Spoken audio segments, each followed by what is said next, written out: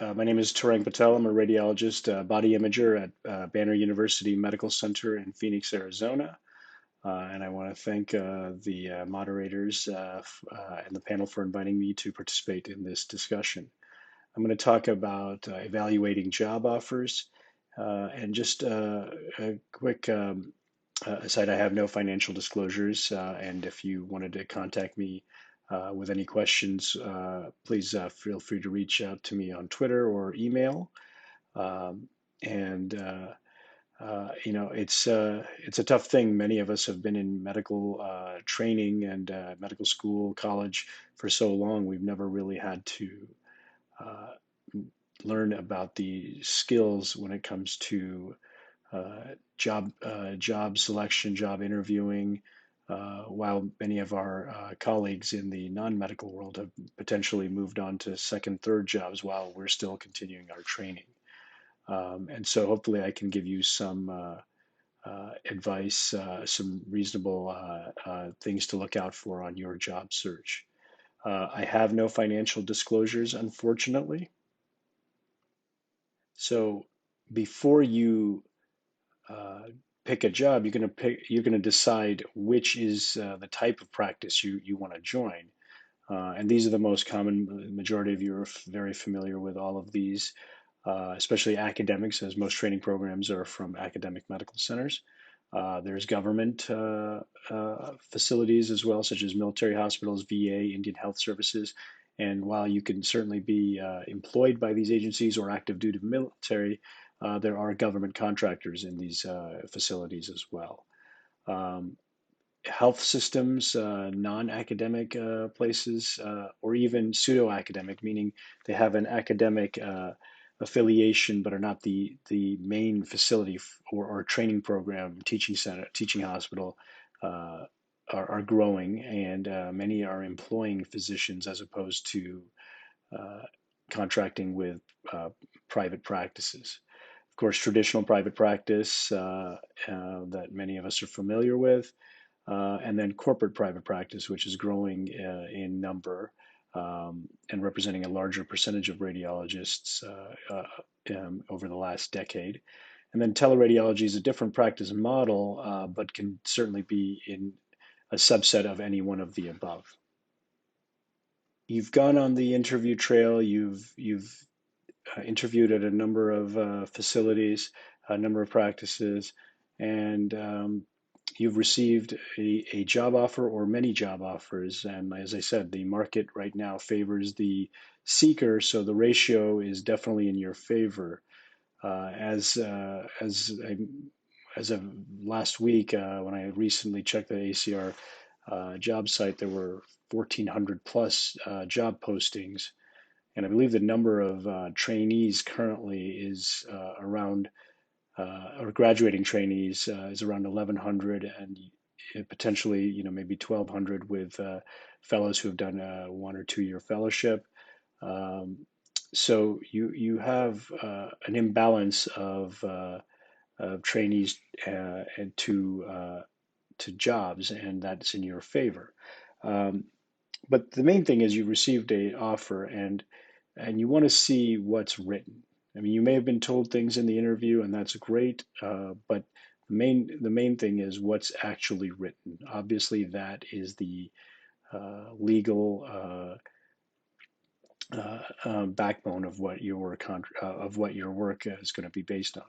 So, make sure that you have an attorney, preferably a attorney that specializes in health contracts. I believe the ACR or RSNA would have some resources for that. And if not, your state bar association will potentially have resources for that. And maybe colleagues that you've talked to previously have used some specific attorneys for that. One of the issues that you will run into now is as entities get larger and larger, and by that I mean the practices, whether they're corporate practices or as groups start merging with each other, or as academic centers get bigger and bigger, there is less flexibility in contracts. And so while you still want an attorney to review things, you may not be able to get many changes. Not saying you won't be able to get any changes, but you may not be able to get many changes in your contract. Yet you still want to make sure there's nothing too far biased in the employer's favor. And then the other question is, you want to see, especially if you're working in either an academic environment or a corporate environment, is everyone signing the same contract? In traditional private practice, there may be a little bit of variance, but in the newer, in the more corporate environments or academic environments, you want to make sure that you have the same contract as others, uh, and just simply for your own protection. Now, if you're joining a traditional private practice, you may want to know about things related to partnership. What is the partner track length? What are the criteria to determine who gets offered partner, and who are the people determining who is offered partnership? Uh, how many recent hires have become partners? And this may be really important to figure out because there may be a pattern uh, of not offering partnership to a number of people or a group of people or a large number of a percentage of people, in which case it may not be the kind of practice you want to join. Or there may be valid reasons for that too, but you just want to make sure you have an idea of uh, of the percentages of people who actually make partner. If a large percentage do not make partner, that may raise some red flags for you. Is there a tier to the partnership? Are you getting shares or percentages every year until you become a full partner, or is there a group of partners that are at a higher level than others? Not as common anymore, but there may still be some practices like that. So it's a question that you may want to ask. And then, is there a buy-in to the group's assets? If they own imaging centers, other facilities, things like that, what is the buy-in? How is it structured? How is it financed? And then, similarly, on the opposite side, is there a buyout? Are exiting partners required to sell their share in the assets? Who buys it and for how much? Who sets the price? These are questions that as much information as you can get beforehand, you're gonna be thankful that you know these things ahead of time. Has anyone left the group? In older times, it was rare that people left group unless there were significant issues or maybe spouse job change or life change situations and related to illness, things like that. But now, in all fields, there's just more mobility, and it's common knowledge that your first job may not be your permanent job. That's not, but that said, it's not important. It's still important to, make a really good effort before you select that first job, just so that it is. But you have as good of a fit as you possibly can. But it's not. It's never going to be perfect. But you want to make sure to put in as much effort as you can prior to selecting that first job. Uh, Another important thing is vacations. Uh, you know, the larger the group, usually the more in advance and the less flexible the vacation scheduling is. And you want to know that you may be picking your holiday break, 18 months in advance, and you want to figure out who gets priority. Do senior partners get to pick the best vacation times, and the newer partners or associates have to fill in the holiday schedule completely, or is everyone on equal footing? And obviously there are certain weeks that are more desirable for the majority. How are those selected? So these are questions that you want to ask ahead of time. Is CME part of vacation, or is it separate? Um, and then benefits. Benefits are obviously an important part. Health insurance, retirement plans, defined benefit plans, pensions, CME, disability coverage. Usually these are pretty standard across the board for all the members of the group or the academic department or practice. but you just want to know ahead of time what potential benefits there are for you. And then a couple of things that don't get as much attention and should probably be higher up on your radar is the non-compete. As I said, not everyone stays at their first job, and an increasing number of people are moving around due to just increased mobility. Uh, and so you want to see what is the non-compete. Is it reasonable? You could the time span for non-competes can vary anywhere from a year to up to 5 years, and then the geographic restriction can be as little as a mile in crowded metropolitan areas such as New York or Chicago, up to 20, 30 miles in less populated areas. Um, I live in Phoenix, and a standard non-compete there is between 10 and 20 miles. But the other key factor of that is it related to the specific institution that you'll be practicing in, that specific facility, or is it related to any place that that entity, the corporate or the parent entity, if it's a health system, has a facility? It's an important thing to be very clear on those um, uh, limitations because while there's a trend for attorneys and people saying non-competes are less likely to be held up. It's state dependent, and it's something you don't want to fight legally if you can, because generally you're going to be out financed by the entity you're up against on average. Um, the other key thing is if you do leave, who covers your in malpractice? Uh, there are two types of malpractice: occurrence and claims made. And claims made is the more common type, but that's the kind that leaves you're covered while you're working for that particular entity. When you leave, you still need coverage for the whatever work you did, but that becomes what's known as a tail insurance. And if you haven't negotiated properly, you may be on the hook for that coverage. And unfortunately, that may be as much, if not multiples, of what the annual premium for the radiologist may be. So it's something important to figure out beforehand because not as common in radiology, but in other fields, there have been people who, in OBGYN, I remember talking to someone who was on the hook for $200,000 in tail coverage. And so it was difficult for that person to come up with that amount of money, and they were stuck then in a job that they didn't necessarily want to be at for a little bit longer.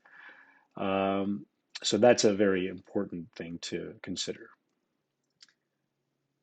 Some specific clauses that are important in contracts, not just I already talked about non-competes.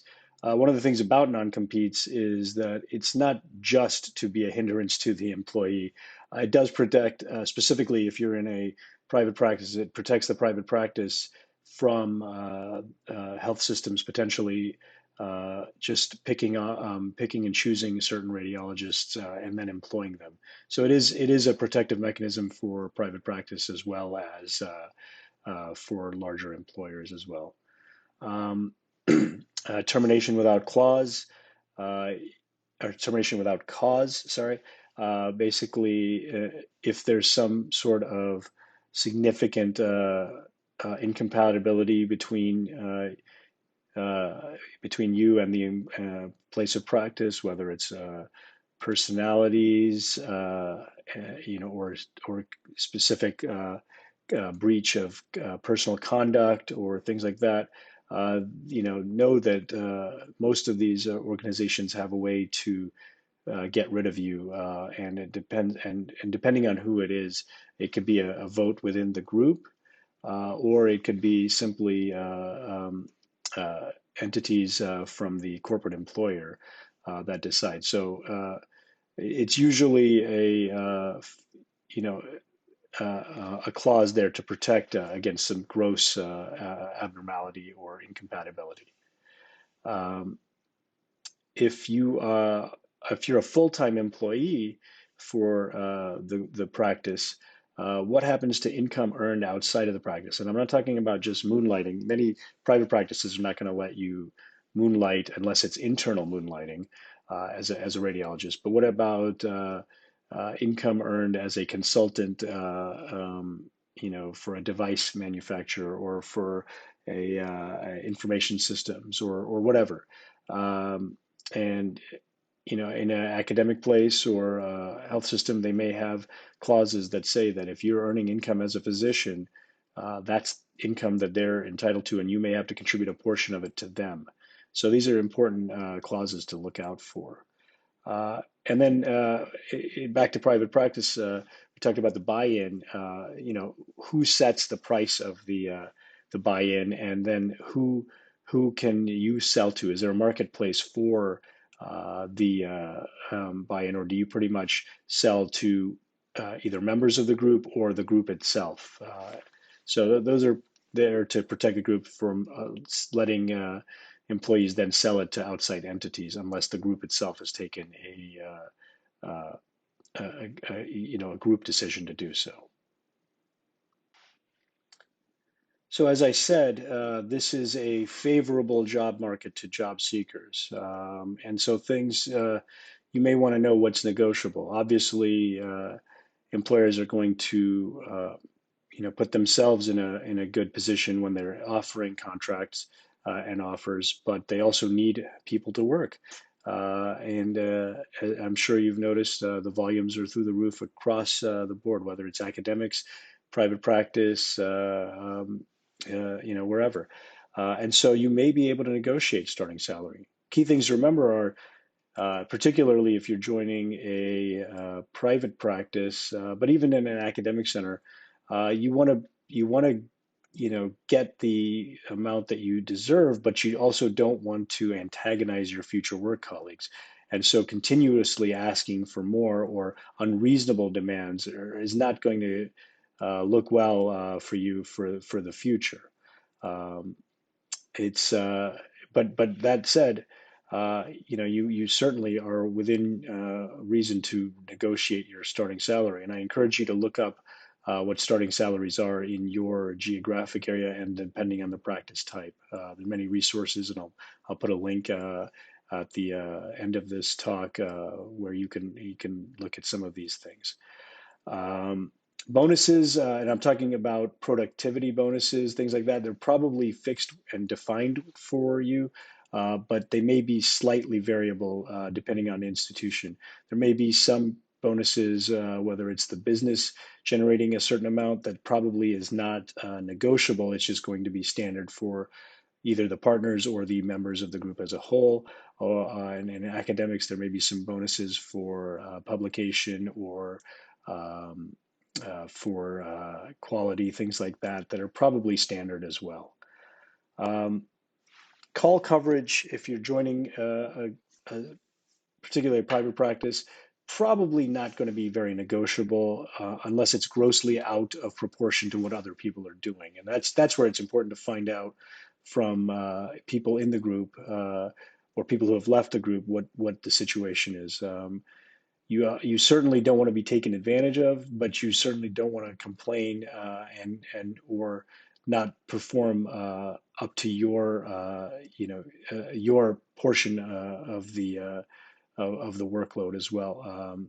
So you just kind of want to know that if you're going into a partnership tract and you are not able to cover a sufficient call, it probably is not a good look or not a good.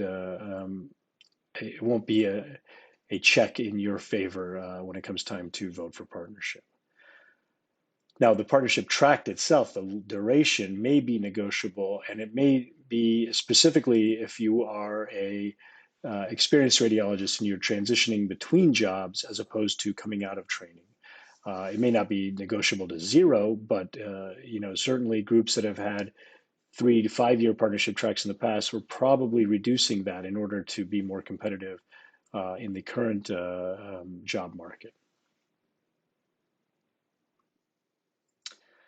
And as I mentioned, here's some resources. The ACR Radiology Leadership Institute has some tremendous videos and lectures on all kinds of topics related to job search, and they go into much more detail a number of topics, including how to network, including how to deal with question and answers in interviews, things like that. This website, The Reading Room, has a good salary survey of all the different sources, MGMA, AGMA, AMP Mini, and in a good comparison about what radiologists are currently, or at least the most recent salary surveys show what they are earning. So, and then I encourage you, the biggest thing is your colleagues and your prior residents, your fellows, even attendings who may have been, in the job search recently. I encourage you to talk to these people as much as you can, as early in your training as you can, because some information is just not going to be out there open, but there will be informal discussion about it. I encourage you to network at conferences like RSNA and get perspective from different parts of the country as well, especially if you're training on the East Coast but looking in the West Coast or in the South at practices. Your local resources in your training program may not be as strong, and you may want to reach out. And social media is very powerful in this, whether you're on Twitter, Facebook, whatever. You're able to reach out to people that you may not have had access to previously. So I encourage you to do that and reach out to your colleagues. And once, thank you for the moderators for inviting me to give this talk. Thank you. Best of luck on your future job search.